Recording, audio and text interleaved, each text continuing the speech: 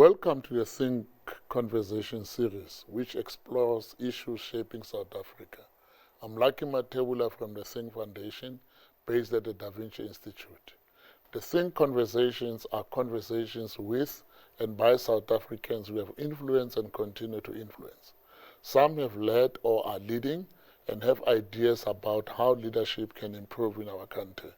This is more than a conversation. It is a thought-provoking dialogue for the nation in transition.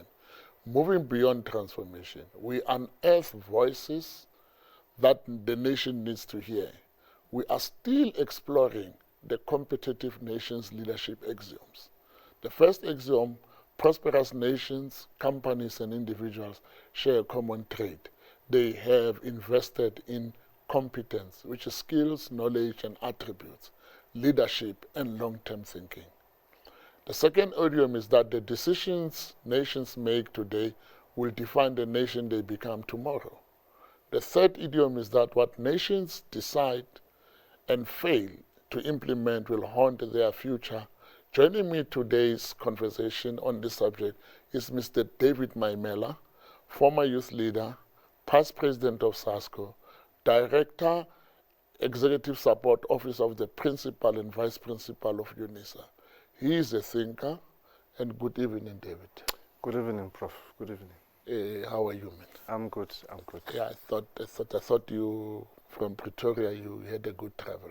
No, thank you so much. Okay, yeah. It's good to be here. It's Youth Month now, and to be exact, we just commemorated June 16 yesterday. How do you connect today with 1976? Please share how that generational mission remains relevant today. Well, I think we are one people.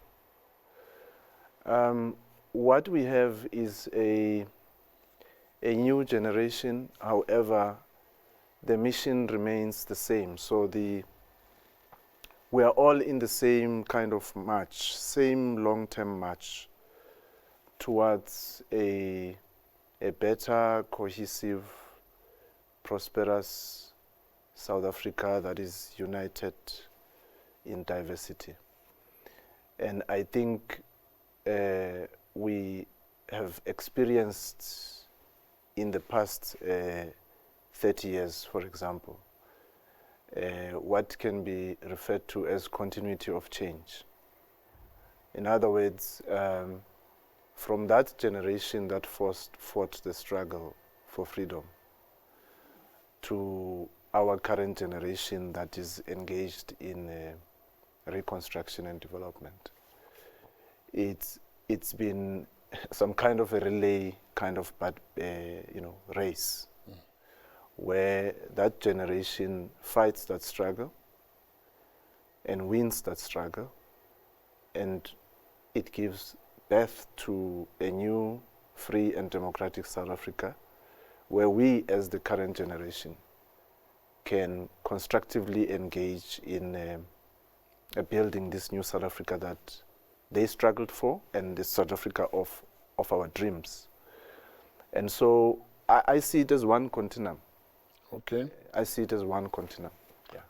You know, one of the axioms we work on here is that what nations decide and fail to implement will haunt their future. I want you to think of it as what generations decide and not implement will haunt them in their future. Are we in any way haunted by what we did not implement from what the 1976 generation thought about and wanted to? And if so, which aspects of that? You know, they thought about things. I mean, I remember they were talking black power, whatever. Is there anything they thought about and they gave us, or they gave future generations, and we've not implemented, and it's haunting us? Yeah, you know, I think the biggest thing really is that that generation fought basically to dismantle and destroy an apartheid colonial state, which had a particular political economy. And that political economy was quite deliberate and structured. It had definite structures which defined who was included and who was excluded.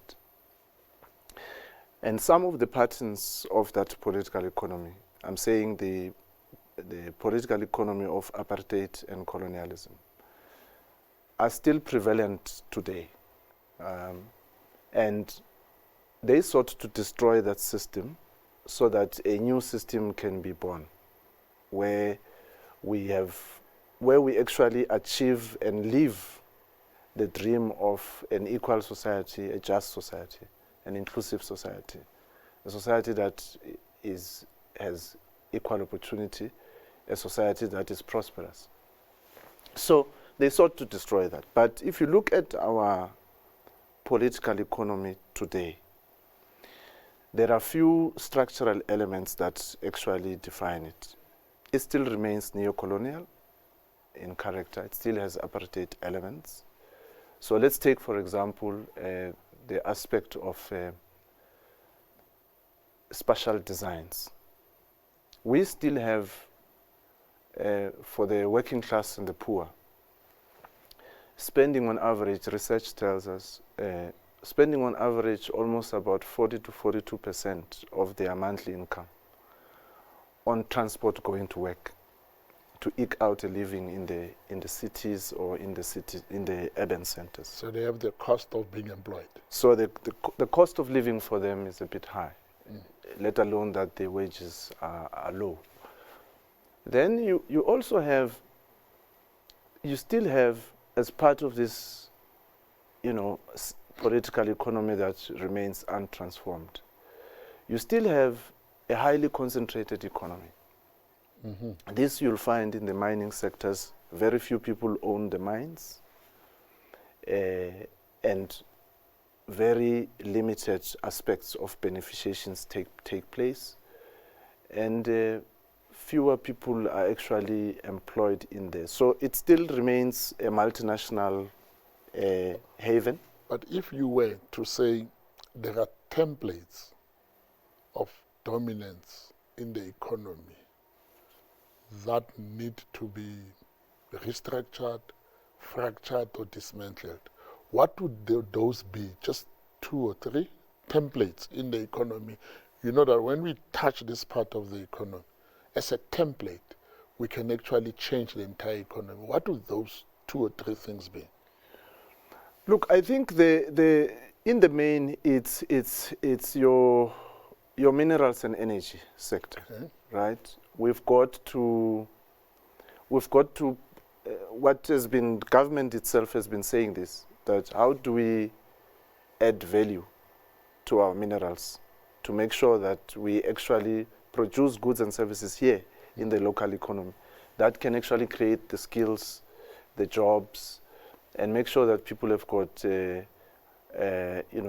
better and growing incomes, and that we are able to develop other supporting industries in the space. Then the other one is, of course, the fact that what you actually need, which is what other societies do very well, is that you need to appreciate that young people have got ideas, skills, and can innovate.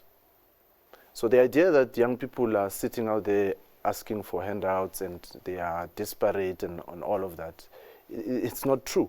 Young people are there. So what is required is that government, working with other social partners, needs to create what you could refer, for lack of a better word, needs to create an innovation fund of sorts, where young people can be free to test their ideas of entrepreneurship, of innovation, of trying to create new products and services. And they are there, but the system, as I was saying, the system is too risk averse. They want proof of concept, they want feasibility, they want this and the other. But it is actually the system that must actually create space and time for young people to test these ideas, more like your if you go to the United States, more like your Silicon Valley type of space where young people can be free to think, be creative, innovate, test their ideas and all of that. But now we have G20 here. We chairman of G20. Are there opportunities, youth opportunities, in this presidency of U20 now that you're linking with what other countries are doing, Silicon Valley? How do we exploit this G20 to bring those things to the fore? We have about a minute and then we take a break and then we'll come back. But yeah. Look, I don't think that the G20 is for South Africa and Africa. I really hold a different view.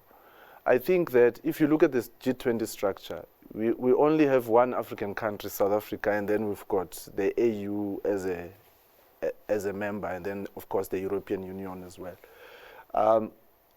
So I really do not think that from a political inclusion point of view, I think the G20 structure has got nothing that you can clearly define and see as what you can refer to as an African agenda. We do not have that.